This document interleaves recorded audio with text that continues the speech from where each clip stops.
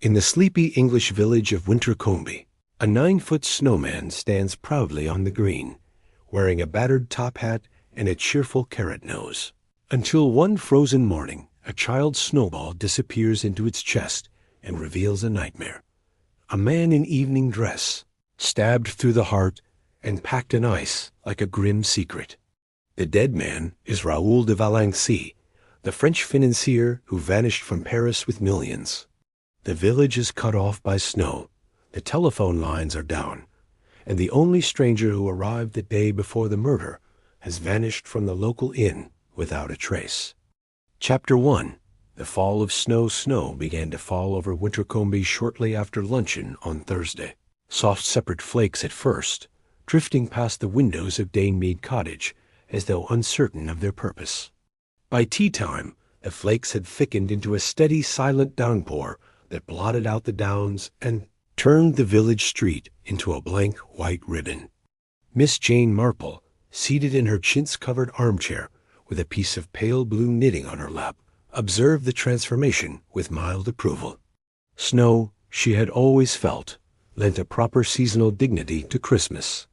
It discouraged unnecessary visiting, kept motor cars off the roads, and encouraged people to remain indoors, where their little secrets were more easily overheard. She had reached the heel of the second sock, a complicated pattern involving clocks and cables, when the church clock struck 4. The light outside had already begun to fail, giving the snow a curious luminous quality, as though the world were lit from beneath rather than above. Miss Marple laid her needles aside and moved to the bow window. The green lay directly opposite, a broad triangle of white unbroken except for the footprints of children and the dark scar where someone had begun the foundations of a snowman. 3 young men, the colonel's nephews, down from town for the shooting, were rolling an enormous ball across the grass, shouting to one another with the heartiness of those who believe the country exists chiefly for their amusement. A smaller ball was already in position for the body. A third, still modest in size, waited to be hoisted aloft for the head. Miss Marple watched them with the detached interest of a naturalist observing some energetic but harmless species of beetle. Arthur Bantry, the eldest nephew, had a weak mouth and an overloud laugh. Geoffrey, the second, affected a monocle and an air of weary sophistication. The youngest, Michael, was merely noisy. None of them, she reflected, was capable of sustained effort unless it involved champagne or a fast car. The postman passed, muffled to the eyes, and raised a mittened hand in greeting. Miss Marple inclined her head graciously. She noted that Mrs. Price Ridley, hurrying towards the vicarage in a new astrakhan coat that made her look, Miss Marple thought privately, exactly like a seal emerging from a particularly cold sea, had paused to scold the boys for trespassing on the grass. The boys took no notice whatever. By 5 o'clock the snowman stood complete, a giant figure fully 9 feet tall, with a scarlet muffler belonging to young Michael wound rakishly about its neck, 2 knobs of coal for eyes, and an old top hat, borrowed. Miss Marple suspected, from the vicar's cupboard without the vicar's knowledge, perched at a dissolute angle on its head. A carrot had been pressed into service as a nose. The effect was at once comical and oddly sinister, for the coal eyes seemed to stare across the green with a fixed, meaning intensity. Miss Marple drew the curtains, switched on the rose-shaded lamp, and returned to her knitting. Outside, the snow continued to fall with soft persistence, erasing footprints, softening angles, burying the world in innocence. At 6:30 the maid, Ethel, brought in the tea-tray, thin bread and butter, 2 kinds of sandwich, a seed cake, and a dish of little pastries filled with mincemeat. Miss Marple poured herself a cup, China tea, very weak, with a slice of lemon, and allowed her thoughts to drift pleasantly over the events of the day. There had been the usual crop of small village incidents. Old Mr. Harbottle had quarreled with the butcher about the weight of a loin of pork. Miss Weatherby had complained that her copy of the Church Times had arrived with the corner turned down, a heinous offense. And Mrs. Dame Calthrop, the vicar's wife, had been seen striding across the green in Wellington boots and a man's Burberry, scattering the Snowman builders with a single formidable glance. Nothing, in fact, out of the ordinary. And yet Miss Marple was conscious of a faint stir of anticipation, the same sensation she sometimes experienced when turning the pages of a detective story and sensing that the author was about to spring his first surprise. She finished her tea, folded her knitting, and took up her library book, a new novel by Mrs. Ariadne Oliver, full of improbable Finnish detectives and even more improbable alibis. Outside, the snow fell thicker than ever, wrapping Wintercombe in a white cocoon. By 10 o'clock, the village was asleep under its blanket. No light showed except the faint glow from the lamp in Miss Marple's bedroom window and the cold glimmer of moonlight on the snowman's top hat. The great figure stood alone on the green, arms outstretched in a gesture that might have been welcome or warning, while the snow settled gently on his shoulders like a cloak of ermine. No one saw the dark shape that moved briefly across the far edge of the green, paused for a moment beside the snowman, and then vanished again into the whirling darkness. But Miss Marple, who had always been a light sleeper, heard the faint crunch of footsteps passing her gate shortly after midnight. She raised herself on one elbow, listened until the sound died away, and then lay down again with a small, thoughtful smile. "Dear me," she murmured into the darkness. "How very interesting." Chapter 2. The Man Who Came In from the Cold. The snow continued without respite throughout Friday and all day Saturday, falling so thickly that by luncheon on the second day, the village seemed to have sunk into a private white universe of its own. Footprints made in the morning were obliterated before tea. The milkman left his cans at the end of each lane because the wheels of his cart would no longer turn, and even the most determined callers thought better of venturing out. Miss Marple passed the time pleasantly enough. She finished the pair of socks, wrote 6 letters in her neat, old-fashioned hand, and reread The Murder of Roger Ackroyd for the pleasure of observing how very cleverly Mrs. Christie had managed the business of the narrator. At intervals she rose, peered through the gap in the curtains, and satisfied herself that the snowman still stood sentinel upon the green, its top hat now crowned with a tall cone of snow that gave it the rakish appearance of a tipsy grenadier. Saturday afternoon brought a slight thinning of the flakes and a corresponding stir of life. Children emerged like rabbits from burrows, shrieking with delight as they flung themselves down the slope behind the church. The Bantry nephews, fortified by hot toddy, sallied forth to add a pipe carved from a chunk of ice and a pair of grotesque eyebrows made of twig to their masterpiece. Miss Marple watched them from her window and reflected that young men who found such intense amusement in a snow figure were probably quite incapable of anything more sinister. One never knew, of course, but probability was on the side of innocence. It was just after 3:30, when the short winter day was already beginning to close in, and the street lamps had come on with a sickly yellow glow, that the stranger appeared. He came from the direction of the downs, plodding along the lane that no motor vehicle had attempted for 36 hours.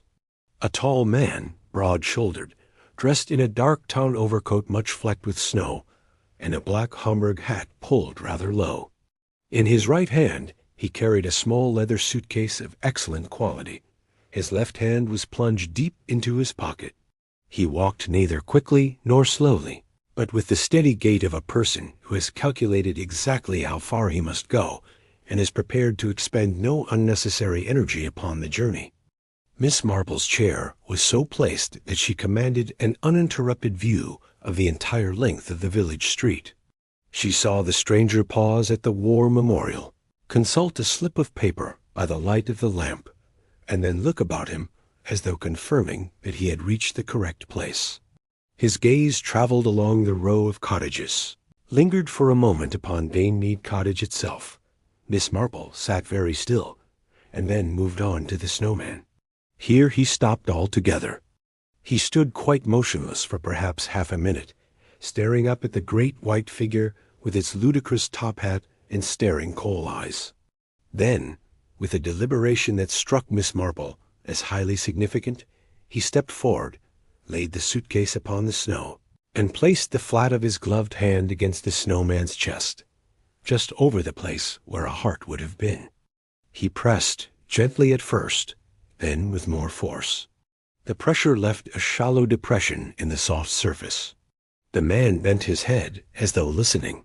Whatever he heard or failed to hear appeared to disturb him, for he straightened abruptly, glanced over his shoulder with a quick, almost furtive movement, and then snatched up his suitcase again. For an instant the lamplight fell full upon his face, thin, dark, clean-shaven, with a mouth that might have been handsome had it not been compressed into a hard line. The eyes were hidden beneath the brim of the hat, but Miss Marple received a distinct impression of tension. The stranger walked on, passing directly beneath her window. She noticed that the soles of his shoes were thickly encrusted with wet snow, that there was a slight limp in the left foot barely perceptible, yet undoubtedly there, and that he kept his left hand thrust deeply into his coat pocket, as though guarding something concealed there. He crossed the green, skirted the Snowman without looking at it again, and made straight for the Blue Boar, the village inn, which stood at the far corner. The door closed behind him. A moment later a light appeared in one of the upper windows. Miss Marple remained at her post for some minutes longer, but the street was empty now save for the drifting snow and the motionless white giant with its absurd hat. She returned to her chair, picked up her library book, and appeared to read. In reality, she was turning over in her mind the precise significance of what she had seen. A stranger arriving on foot in a snowbound village was unusual but not unprecedented. A stranger who touched a snowman in that peculiar fashion, as though assuring himself that something was or was not hidden inside, was quite another matter. Miss Marple had lived a great many years and had observed a great many human beings. She knew that when a man presses his hand to the chest of a snowman and then looks quickly round to see if he has been watched, some explanation beyond mere eccentricity is required.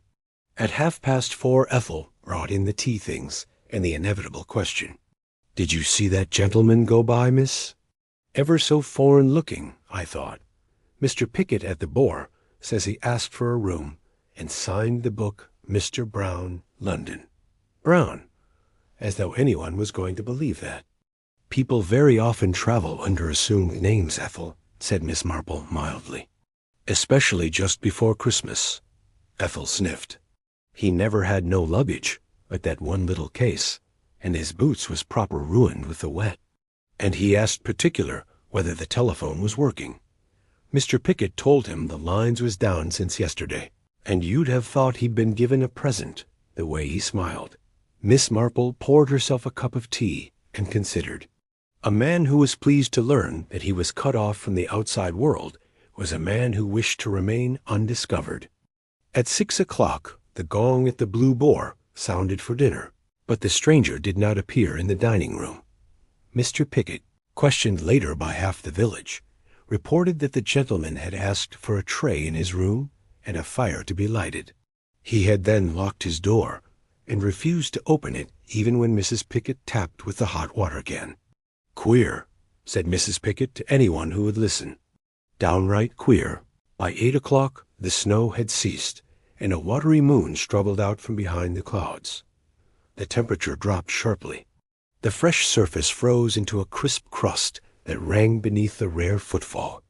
Miss Marple drew her curtains, wound the clock, and went to bed.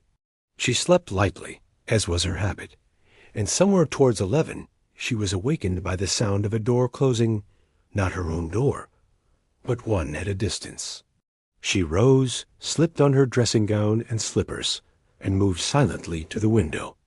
The street was empty, bathed in cold moonlight.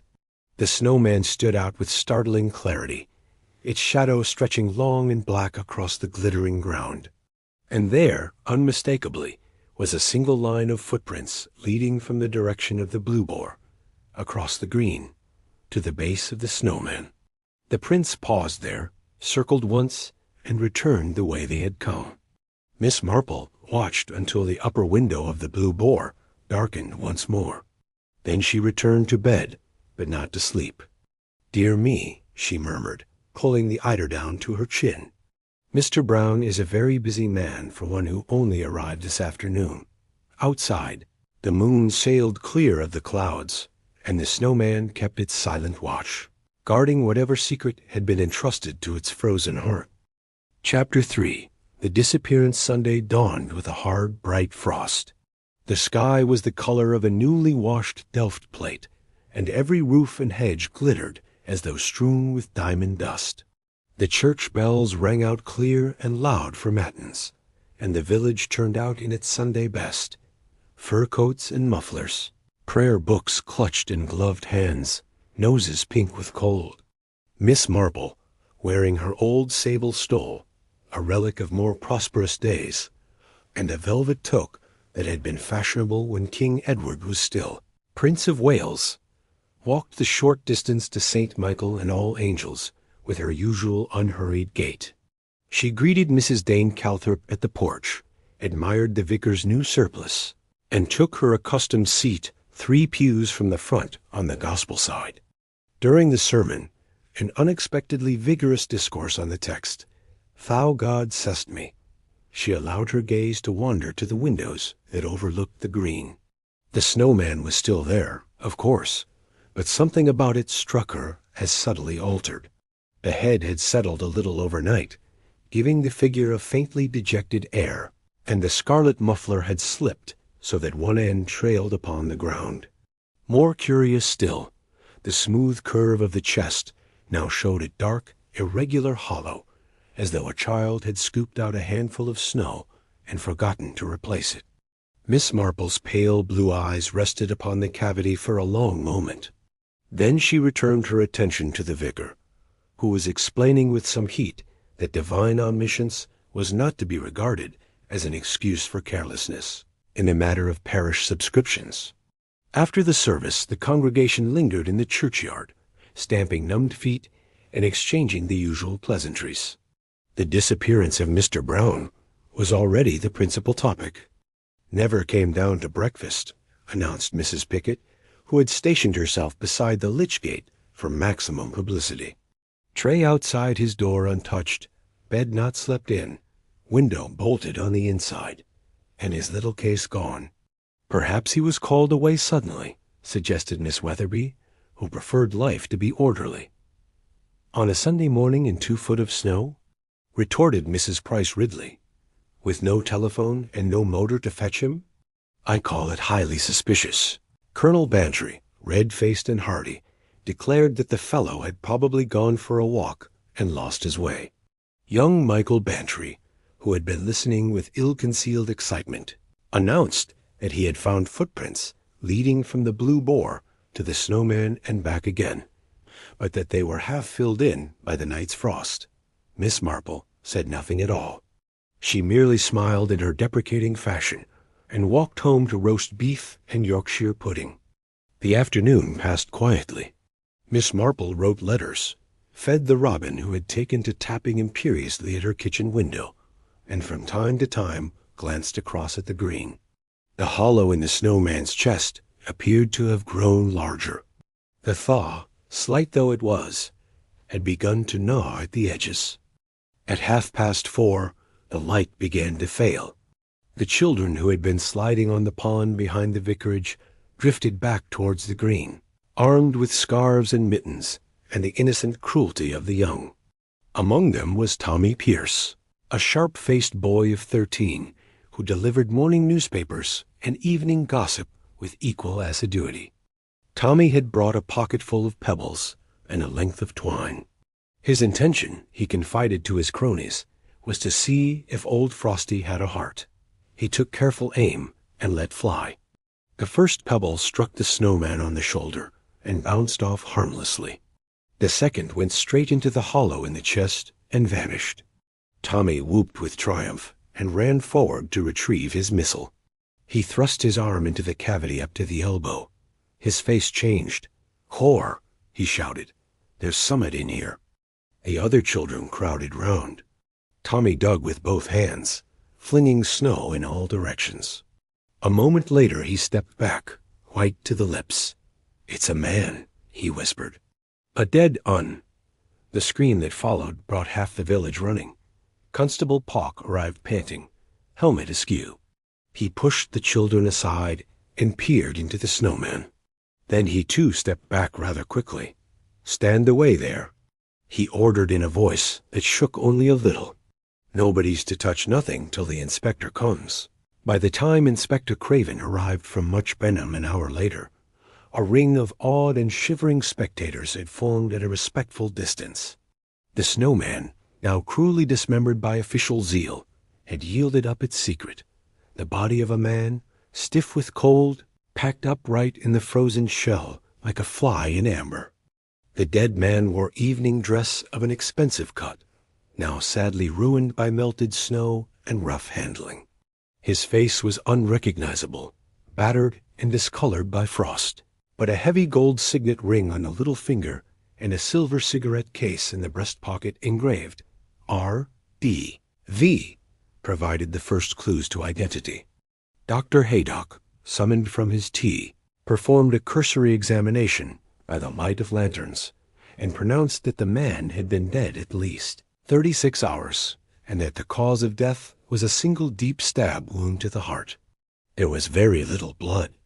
Death had been almost instantaneous, and the body had been placed in the snowman shortly afterwards. "But who is he?" demanded Colonel Bantry for the 10th time. "And how the devil did he come to be stuffed inside a snowman in Wintercombe?" No one answered. The ring of onlookers stared in fascinated horror at the grotesque shape lying on the trampled snow, at the absurd top hat lying crushed beside it, at the carrot nose that had rolled into the gutter. Miss Marple, who had been fetched by an excited Ethel, stood a little apart, her mittened hands clasped upon her umbrella. She looked once at the body, once at the ruined snowman, and then, very gently, at the dark windows of the Blue Boar across the green. "Dear me," she said softly, "how very sad, and how very clever." Then she turned and walked quietly home through the gathering dusk, while behind her the lanterns bobbed, and voices rose in a confused murmur of shock and speculation, and the first breath of scandal began to stir the frosty air. Chapter 4. The Thing in the Snow. The discovery of the body naturally threw Wintercombe into a state of the most delicious consternation. By supper time, every house in the village had its own version of the affair, each more highly colored than the last. The corpse, according to taste, was a Russian prince, an absconding bank manager, a film star in disguise, or Mrs. Price Ridley's contribution, a well-known London specialist who had been doing illegal operations. The snowman, having served its brief hour as a monument to juvenile high spirits, was now regarded with the superstitious aversion usually reserved for gallows or gibbets. Constable Pock, swollen with importance and a sense of duty, had stationed himself beside the ruined figure, armed with a notebook and a bull's-eye lantern. He repulsed all attempts at closer inspection with great firmness, though he was obliged to allow Dr. Haydock to superintend the removal of the body to the stable yard of the Blue Boar, where the trestle tables usually reserved for garden fete produce could be pressed into more somber service. Inspector Craven, a thin, worried man with a ginger mustache and the air of one who has been sent to catch a tiger with a butterfly net, arrived by the last train on Sunday night and took up residence at the Blue Boar. He interviewed Constable Pock. He interviewed Dr. Haydock. He interviewed the Bantry nephews, who were inclined to treat the whole affair as a tremendous lark until the inspectors. Cold eye reduced them to sulky silence. And finally, at 10 o'clock, he interviewed Mr. Pickett, the landlord, torn between pride at being the center of so much attention and uneasiness at having harbored, however unwittingly, a murderer, was in a state of some confusion. "The room's exactly as he left it, sir," he repeated for the 4th time. "Bed not turned down, fire burnt out, tray outside the door with the soup still in it. Only the little suitcase is missing, and the gentleman himself, of course." Inspector Craven went upstairs. The room was small and clean, with a bright fire laid, but not lighted. On the dressing table lay a pair of expensive pigskin gloves, a silk handkerchief marked with the initial M, and a half-empty packet of Turkish cigarettes. The wardrobe contained nothing but coat hangers. The waste-paper basket had been emptied. "Curious," muttered the inspector. "He arrives on foot, registers under what is obviously a false name, spends one night or part of one in the room, and then walks out leaving his gloves and cigarettes behind. Either he was in a great hurry, or he never intended to return." Downstairs in the private parlor, the inspector spread out the few objects recovered from the body: the heavy gold signet ring engraved with a crest, a lion rampant, and the motto Foy S2, the silver cigarette case with R de V in flowing script, a crumpled theater ticket for the St. James's dated 3 weeks earlier, and a soaked and illegible letter in a woman's handwriting. The letter interested Inspector Craven enormously, until he discovered that water had rendered it completely blank. He laid it aside with a sigh. At 11 o'clock the telephone line, which had been restored with suspicious promptness, brought a message from Scotland Yard. The fingerprints taken from the dead man had been identified. He was Raoul de Valenquet, a French financier who had disappeared from Paris after the collapse of the Credit Européen. A warrant had been out for his arrest on charges involving several million francs. The street had believed him to be in South America. "South America be hanged," said Inspector Craven with feeling. "He's in Wintercombe mortuary." And somebody stabbed him very neatly through the heart before packing him into a snowman like a Christmas turkey. Dr. Haydock, summoned again from his bed, supplied a few additional details. The wound had been inflicted by a long, narrow blade, possibly a stiletto. Death had been instantaneous. The body had been kept somewhere cold, an unheated outhouse perhaps, for several hours before being placed in the snowman. Rigor mortis was fully established when the freezing began. There was no trace of alcohol or poison. Time of death, concluded the doctor, between 6 o'clock on Friday evening and 6 o'clock on Saturday morning. The freezing makes absolute precision impossible. Inspector Craven rubbed his forehead. "Friday evening to Saturday morning," he repeated. "And the snowman was built on Thursday and Friday by those 3 young idiots from the manor. Therefore, the body must have been brought here after dark on Saturday, inserted into a cavity already prepared, and covered over. The murderer must have known the village, known the snowman was there, known the snow would continue long enough to hide his work. That suggests a local person, does it not? Or someone staying in the village," said Dr. Haydock dryly. The inspector looked at him sharply. "You are thinking of the mysterious Mr. Brown?" "I am thinking," replied the doctor, "that Mr. Brown arrived on Saturday afternoon, spent Saturday night here, and vanished on Sunday morning, leaving no trace except a pair of gloves and some cigarettes. It is at least a coincidence." At 12:30, Inspector Craven went to bed, a prey to professional depression. He dreamed that he was trying to arrest a snowman who kept melting whenever he approached it. Monday morning brought a pale sun and a slight thaw. Water dripped from eaves. The crust on the green began to soften into slush.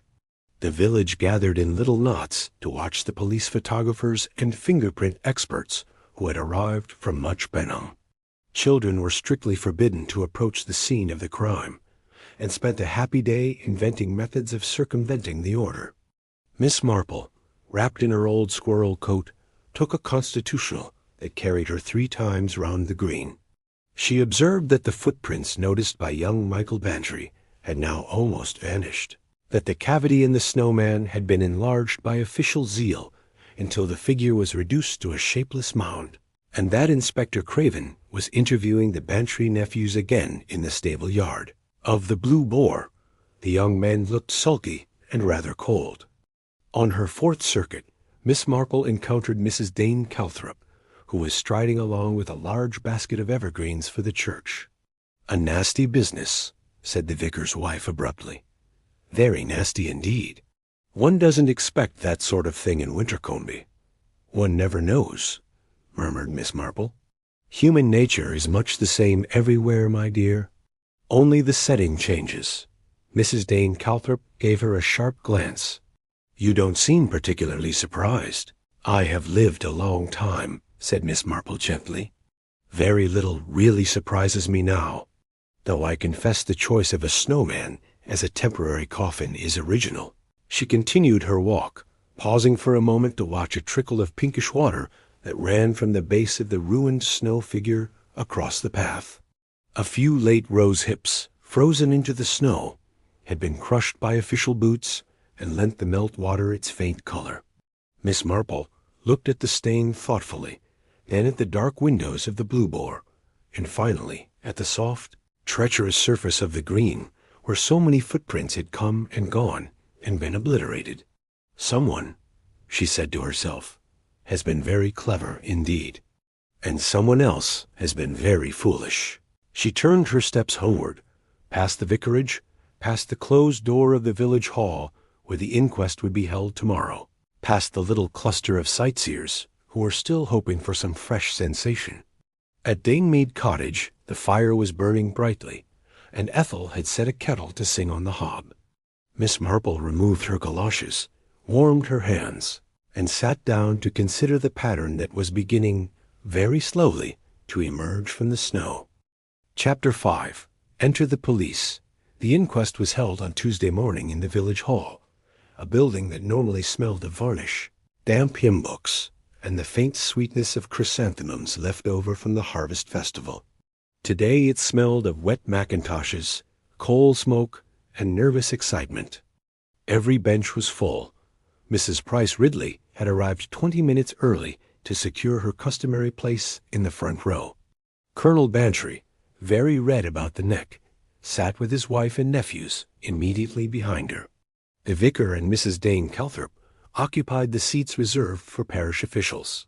And at the back, almost unnoticed, sat Miss Marple in her old black velvet toque and the squirrel coat that had seen better decades. Inspector Craven gave evidence of the finding of the body. Dr. Haydock described the wound, a single thrust, upward under the 5th rib, severing the aorta, and repeated his estimate of the time of death. Constable Pauk, swelling visibly under the unaccustomed gaze of so many eyes, recounted the dramatic events of Sunday afternoon. The 3 Bantry nephews were called in turn and stated, with varying degrees of boredom and bravado, that they had built the snowman on Thursday and Friday, had added various decorations on Saturday, and had noticed nothing unusual except that the figure seemed a bit lopsided by Sunday morning. "Were any of you on the green after dark on Saturday?" asked the coroner. Arthur Bantry said no. Geoffrey said he had been listening to the wireless. Michael admitted he had slipped out for a cigarette about 11, but had seen nothing except the snow coming down like billy-o. The coroner looked severe. "And none of you observed a hollow place in the chest of the figure?" The young men looked blankly at one another and shook their heads. The jury, 7 local tradesmen trying hard to appear intelligent, brought in the inevitable verdict: murder by person or persons unknown. Afterwards, in the cold sunshine outside the hall, the village debated the next exciting question: who was Mr. Brown, and where had he gone? Inspector Craven, surrounded by reporters who had arrived by the midday train, announced that the police were following a definite line of inquiry, that certain fingerprints found in the bedroom at the Blue Boar were being compared with records, and that the public could help most by refraining from idle speculation. The reporters wrote this down with every appearance of belief, and then hurried off to interview Mrs. Pickett, who was only too willing to describe the mysterious guest's dietary habits, his foreign appearance, and the peculiar fact that he had asked for a second candle, as though he was afraid of the dark. By tea-time, the evening papers carried large headlines. French: Financier found stabbed in village snowman. Mystery man vanishes from country inn Scotland Yard. It was stated had been called in. At 4 o'clock a large black Daimler drew up before the Blue Boar and discharged 2 unmistakable detectives from the Criminal Investigation Department. They went inside, conferred with Inspector Craven, and emerged looking grim. 10 minutes later, a smaller car arrived, containing a thin, dark man with a small black mustache and the unmistakable stamp of the continent. He carried a suitcase and a dispatch case and was received by the detectives with deference. The thin man was Chief Inspector Michel Dufresne of the Paris Street, sent post-haste when the identity of Raoul de Valenquet became known. Wintercombe received this new sensation with rapture. Mrs. Price Ridley declared that she had always said the crime was political. Colonel Bantry announced that he had suspected a continental element from the first. The Bantry nephews bought fresh rounds of drinks for everyone within earshot, and Hahn boasted that they had known all along the corpse was a frog financier. Only Miss Marple, sipping weak tea in her drawing-room, remained unimpressed. "A very able man, I have no doubt," she murmured to the robin who was tapping again at the window. "But he has come a long way for very little. The answer is here, under his nose." She rose, fetched her gardening basket, and went out to cut a few sprigs of holly for the mantelpiece. On her way she paused beside the ruined snowman. Nothing remained now but a low hummock of soiled snow and the battered top hat lying forlornly on one side. Miss Marple regarded them thoughtfully. "Poor Raoul de Valenquet," she said softly. "He caused a great deal of trouble in life, and even more in death. But then, handsome men so often do." She picked up the carrot that had served as a nose, now soft and rather disreputable, and dropped it into her basket with the holly. Waste was always sinful. That evening Chief Inspector Dufresne and the Scotland Yard men dined with Inspector Craven in the private parlor of the Blue Boar. The meal was not a cheerful one. Dufresne spoke little, but when he did his English was perfect and his manner icy. He laid certain photographs and documents on the table and indicated, with a delicate lift of one eyebrow, that Raoul de Valenquet had not lacked enemies. "Half Paris would have been pleased to put a knife in his back," he said. "The difficulty is to discover which half followed him to England and chose this so picturesque method of concealment." After dinner, the chief inspector asked to be shown the bedroom occupied by the vanished Mr. Brown. He examined the gloves, the Turkish cigarettes, the silk handkerchief with the initial M. He stood for a long time at the window, looking across at the dark bulk of the ruined snowman. "You have, perhaps, a description of this Mr. Brown?" he asked at last. Inspector Craven produced a sheet of paper.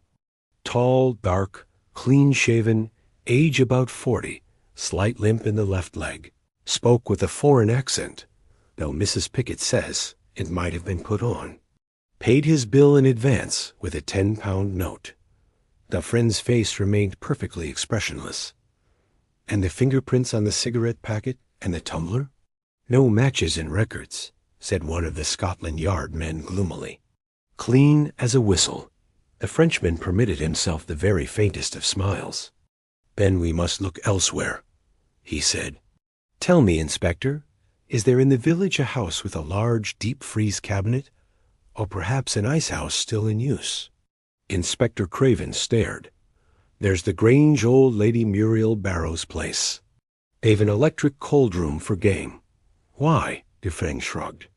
"Merely a detail. A body kept for some hours in intense cold before being placed in the Snowman would present exactly the appearance described by your doctor. I should like to see this cold room." The visit was arranged for the following morning. At Danemead Cottage, the lamps were lit early. Miss Marple sat by the fire with a new piece of knitting, something in a delicate feather and fan pattern, and considered the day's events. She thought of Chief Inspector Dufresne's courteous, impenetrable face, of the Scotland Yard men's worried efficiency, of the three young Bantry's carefully blank expressions when asked about Saturday night. She thought also of the little heap of half-melted snow she had noticed on the parquet floor of the Grange drawing room when she had called to borrow a library book on Thursday afternoon, snow that had certainly not been there when she arrived, and that had vanished completely by the time she left. "Curious," said Miss Marple to the flickering fire. Very curious indeed. Outside, a thin new moon rode over the downs, and the wind, rising a little, moaned in the chimneys like a soul in discomfort. Somewhere in the village, a door banged. Footsteps passed along the lane, paused, and passed on. Miss Marple knitted steadily, the needles clicking with soft precision. She was conscious of no excitement, only of a quiet, cat-like satisfaction, the sensation beloved of all good knitters when the pattern begins at last to reveal itself. Chapter 6. 5 People and a Secret on Wednesday afternoon. Shortly after the church clock had struck 4, 5 people arrived separately at Danemead Cottage in response to little notes written in Miss Marple's delicate, slanting hand. The first to appear was Mrs. Daphne Bantry, pretty, fluffy, and inclined to be tearful. She wore a new mink coat that made her look rather like a distraught kitten, and carried a minute handkerchief with which she dabbed at her eyes. "Oh, Miss Marple, it's all so dreadful. The police have been at the manor again, asking the most impertinent questions about Saturday night, and poor Colonel Bantry is simply furious." The second was Mr. Basil Blake, the young man from the modern bungalow at the end of the village. He affected a plum-colored velvet jacket and an air of weary cynicism, but his eyes were sharp and watchful. "Really, darling Miss Marple, one feels one is living in a thriller. Do you suppose the police imagine I go about stuffing French financiers into Snowman for the fun of it?" Next came Miss Elizabeth Clark, Lady Muriel Barrow's quiet, efficient secretary companion, tall, dark, severely dressed in navy blue, with a face that gave nothing away. She apologized for coming at all. "Lady Muriel is rather an invalid and dislikes my being out after dark, but your note said the matter was urgent." Mr. Sidney Lumley followed, a handsome, rather flashy man of 40 who was staying at the Blue Boar for the hunting. He had a loud laugh and a habit of looking at women as though measuring them for something expensive. And last of all, precisely at 5 o'clock, the 5th guest walked in without knocking, as though the house belonged to him. He was tall, dark, and clean-shaven, with a slight limp in the left leg. He wore the same dark town overcoat Miss Marple had noticed on Saturday afternoon, and he carried the small leather suitcase. Mrs. Daphne Bantry gave a small scream. "It's him, the man from the inn." "Exactly, madame," said the newcomer, bowing slightly, "though not, perhaps, quite the man you suppose." He laid the suitcase on the table, opened it, and produced a leather wallet, which he flipped open to reveal a card bearing the arms of the French Republic. "Chief Inspector Michel Dufresne, Secret National. At your service." There was a stunned silence. Basil Blake recovered first.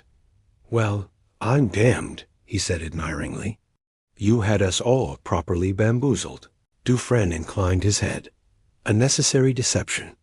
When I learned that Raoul de Valenquet had been traced to England, I came at once.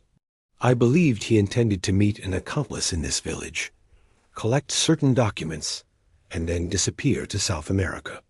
I registered at the Blue Boar under the name of Brown in order to watch without alarming anyone. On Saturday night I searched the Snowman, suspecting it might be used as a dead drop. I found nothing. On Sunday morning I returned to London to report. When I heard the news of the body, I came back at once. Miss Marple had been pouring tea with perfect composure. "1 lump or 2, Chief Inspector, and do try the sandwiches. Ethel's cucumber is quite excellent." Dufresne accepted a cup, but refused food. His eyes, dark and very intelligent, moved slowly round the little circle. "I have asked Miss Marple's permission to speak plainly," he continued. "Raoul de Valenquet was a swindler on the grand scale. He ruined hundreds of people, among them several who are connected, however slightly, with this village. He was also a man who inspired violent passions in women. There are at least 3 ladies in this country who had reason to hate him. One because he took her money, one because he betrayed her husband's trust, and one because he promised marriage and then abandoned her when the money was safely in his hands." Mrs. Bantry gave a little gasp and turned scarlet. Miss Clark sat very still, her teacup balanced perfectly on her knee. Mr. Lumley laughed, a shade too loudly. "My dear Inspector, you make us all sound positively homicidal." "Someone was," said Dufresne dryly. Miss Marple set down the teapot. "I think," she said gently, "we all know why we are here. There is a question each of us could answer, if we chose. Mrs. Bantry, did you lend your husband's car to anyone on Saturday night?" Mrs. Bantry opened her mouth, closed it again, and burst into tears. "It was only for an hour. Basil wanted to fetch something from the station, and the snow was so deep, and the boys had taken the big car to a dance." Basil Blake shifted uncomfortably. "Look here, it was only a few miles. I brought it back before midnight. No harm done. Except," said Dufresne quietly, "that the boot was large enough to hold a body." Miss Clark put her cup down with a click. "Are you suggesting that Mr. Blake transported a corpse in Colonel Bantry's Rolls-Royce?" "I am suggesting nothing. I am observing that the opportunity existed." Mr. Lumley leaned forward, smiling. "And what about me, Inspector? Do I have an opportunity too?" "You were seen on the Downs Road at 10:30 on Saturday night, Mr. Lumley, in a hired Daimler, driving very fast." "Guilty," said Lumley lightly. "I was trying to get to Wintercombe before the snow closed the road altogether. I'm a shocking driver in bad weather." Miss Marple looked at Miss Clark. "And you, my dear, you were at the Grange all evening, I believe?" "Certainly. Lady Muriel was unwell. I read to her until 11, and then took her upstairs." "Yet the maid says you went out again afterwards to post a letter. You told her." "In the snow." Miss Clark's fingers tightened on her handbag. I may have done. I don't recall." Chief Inspector Dufresne closed his notebook with a snap. "Thank you all. You have been most helpful." The guests departed as awkwardly as they had arrived. Mrs. Bantry was still crying. Basil Blake looked sulky. Lumley attempted a careless whistle that died away. Miss Clark walked out very straight, without looking at anyone. When the door closed behind the last of them, Dufresne turned to Miss Marple. "You notice, mademoiselle, that no one has told the exact truth." "Human beings very seldom do," said Miss Marple tranquilly, "when they are afraid." "And they are all afraid?" "Oh, yes. Mrs. Bantry is afraid for her reputation. She was foolishly infatuated with Raoul de Valenquet once. You know, Mr. Blake is afraid of losing his comfortable allowance from an indulgent aunt if scandal touches him. Mr. Lumley is afraid of questions about certain share dealings in Paris. And Miss Clark—" Miss Marple paused, her pale blue eyes very bright. "Miss Clark is afraid because she has most to hide. She was engaged to be married to Raoul de Valenquet. He promised to take her with him when he fled. At the last moment he changed his mind. She followed him to England, traced him to a flat in Westminster, and killed him there on Friday night. Then she brought the body down here in Mr. Blake's borrowed car, meaning to hide it until she could arrange for it to be discovered in France-proof that Raoul had been murdered by his creditors, leaving her in the position of the bereaved fiancée instead of the betrayed woman." Dufresne stared at her. "You are sure of this?" "Quite sure. There is melted snow on the parquet in Lady Muriel's drawing-room, wrought in on the wrappings when the body was carried through to the cold room behind the pantry. And the stiletto is still there, hidden in the lining of Miss Clark's blue leather handbag. I felt it when we shook hands." For a moment the Frenchman was speechless. Then he bowed, very low. "Mademoiselle," he said, "you are remarkable." Miss Marple picked up her knitting again. "Not really," she said modestly. "One has lived a long time, that is all. And in villages, one learns to notice things." Chapter 7. The pattern becomes clear. That same evening the wind shifted to the southwest, bringing a soft, damp breath that set the thaw in earnest. Water dripped noisily from every eave. The crust on the green turned to slush. The last remnants of the Snowman collapsed into a dirty puddle round the battered top hat. Miss Marple sat alone by her fire, the curtains drawn against the wet darkness. On the table beside her lay the blue leather handbag she had quietly abstracted from the hall stand when Miss Clark was taking leave of the others. It was a simple matter, in the confusion of departure, to slip it among the folds of her own capacious knitting bag. She opened it now. Inside were the usual feminine odds and ends: a powder compact, a latchkey, a few letters, a handkerchief. In the inner compartment, sewn loosely into the lining, was a narrow object wrapped in chamois leather. Miss Marple drew it out. The stiletto was 6 inches of thin Milanese steel with a handle of carved ivory. Even in the lamplight, a faint brown stain was visible near the point. Miss Marple sighed, wrapped the weapon again, and returned it to its hiding place. She then took a sheet of her pale gray notepaper and wrote 2 letters in her fine, slanting hand. One was addressed to Chief Inspector Dufresne at the Blue Boar. The other, after a moment's thought, she directed to Inspector Craven at the police station in Muchbenham. She sealed both, rang for Ethel, and asked that they be delivered at once. After that she sat very still, her small hands folded in her lap, staring into the fire. She was thinking of Elizabeth Clark, a proud girl, reserved, efficient, eaten away by a hopeless passion. Miss Marple had seen the type before: quiet women who love unwisely and, when the betrayal becomes unbearable, strike once and without hesitation. The planning afterwards had been clever. The body kept in the Grange cold room until the Snowman was ready to receive it. The cavity prepared in advance. The corpse inserted on Saturday night, while the snow still fell thickly enough to hide every trace. Then the pretended discovery arranged for later, when the thaw should reveal a crime apparently committed by unknown enemies. Only 2 things had gone wrong. First, the unexpected arrival of a real French detective.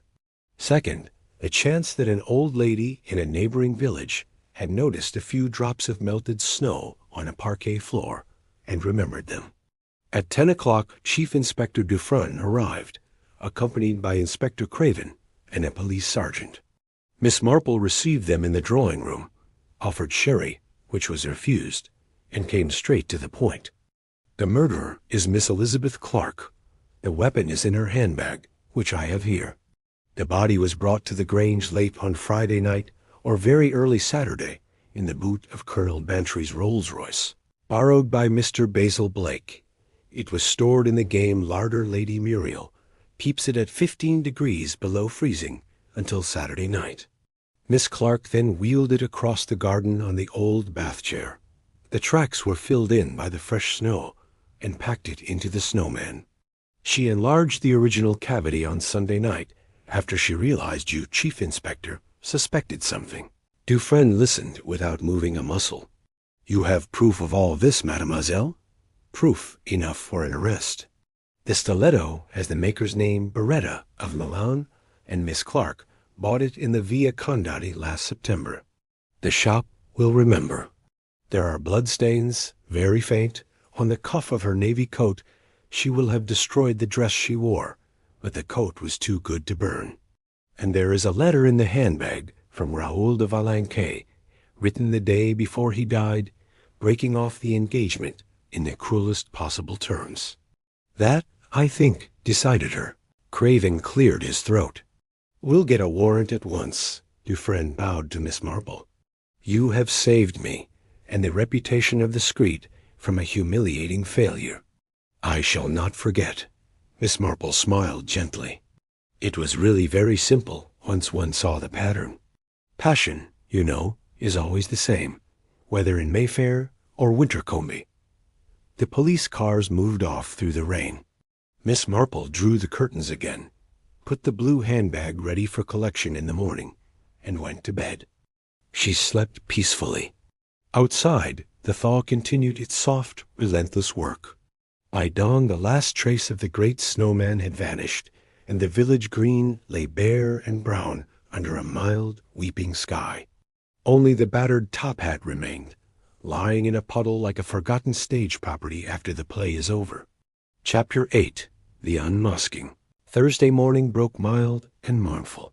A soft drizzle drifted across the downs, turning the lanes to mud and washing the last specks of snow from the hedges. Wintercombe woke to the sound of dripping water and the knowledge that something irrevocable was about to happen. At 10:30, 2 police cars drew up before the wrought iron gates of the Grange. Chief Inspector Dufresne and Inspector Craven alighted, followed by a sergeant and a police matron. They walked up the drive between the skeletal yew trees while rooks cawed protest from the elms. Lady Muriel Barrow received them in the drawing-room that smelled, as always, of potpourri and beeswax. She sat very upright in her high-backed chair, a shawl about her shoulders, and her ebony stick across her knees. "Well," she demanded in the tone of one who has never been kept waiting in her life, "what is the meaning of this invasion?" Dufresne bowed with French correctness. "We regret the intrusion, milady. We have come to speak to Miss Elizabeth Clark." Lady Muriel's pale eyes narrowed. "Miss Clark is engaged with my correspondence. Whatever you have to say may be said to me." "I fear not," said Dufresne quietly. "Miss Clark, if you please." The old lady raised her stick and struck the parquet floor once, sharply.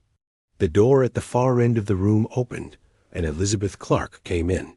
She had discarded the severe navy costume for a plain gray dress, and her face was as composed as ever, but her hands, Miss Marple would have noticed, were clenched at her sides until the knuckles showed white. Inspector Craven stepped forward. "Elizabeth Clark, I have a warrant for your arrest on the charge of willfully murdering Raoul de Valenquet on or about the 17th of December. I must caution you that anything you say—" He finished the formula. The words sounded strangely formal in the quiet room. Elizabeth Clark did not move. Only her eyes traveled slowly round the little group. Dufresne, Craven, the sergeant, the matron, and came to rest on the French windows that opened onto the terrace. "You will not need the matron," she said at last.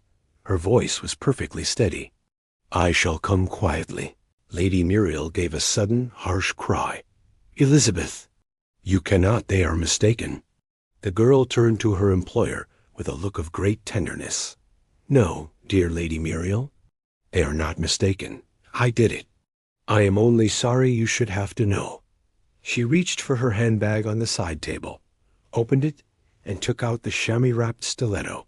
She laid it on the blotter in front of Dufresne. "There is the weapon. I kept it because it was all I had left of him." Lady Muriel stared at the little knife as though it were a snake. Then she crumpled forward in her chair, her stick clattering to the floor. The matron moved quickly, but Elizabeth Clark was already on her knees beside the old lady, chafing her hands, murmuring broken words of comfort. Dufresne allowed the scene to continue for a moment. Then he touched the girl's shoulder. "It is time." Elizabeth Clark rose. She walked to the door without looking back, and the police followed her out. In the hall, Inspector Craven paused. "There is one thing I still don't understand," he said to Dufresne. "Why the Snowman? Why not bury the body on the downs, or sink it in the river?" Dufresne shrugged. She wished to be thought the grieving fiancée, not the cast-off mistress. If the body were found in France, murdered by creditors, she could have mourned respectably, and perhaps claimed a share of whatever money he had hidden. The Snowman was to have been a temporary hiding-place only. My arrival forced her to change the plan. They went out into the drizzle. The car doors closed softly. The two vehicles moved off down the drive and turned toward Much Benham. At Danemead Cottage, Miss Marple was arranging the first Christmas roses in a bowl of blue china when the news reached her. Ethel brought it breathless from the post office. "They've taken Miss Clark away, miss, in a police car. And Lady Muriel's had a seizure Dr. Haydock's with her now." Miss Marple nodded, unsurprised. Poor Lady Muriel. She was very fond of the girl. She placed the last white bloom in the bowl and stood back to admire the effect. "Will Miss Clark, will they?" Ethel began and stopped. "They will hang her, I am afraid," said Miss Marple gently. The law is quite clear, and France wants her too. But she will not suffer long. She has courage." Ethel went away, awed and tearful. Miss Marple carried the bowl into the drawing-room and set it on the piano. Then she sat down and took up her knitting. Outside, the drizzle had ceased.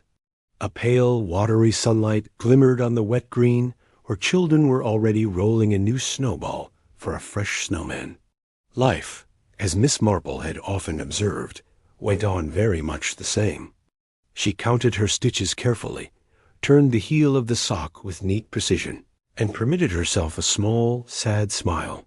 "Such a pity," she murmured to the quiet room. She was a most efficient secretary, and he really was a very fine snowman while he lasted.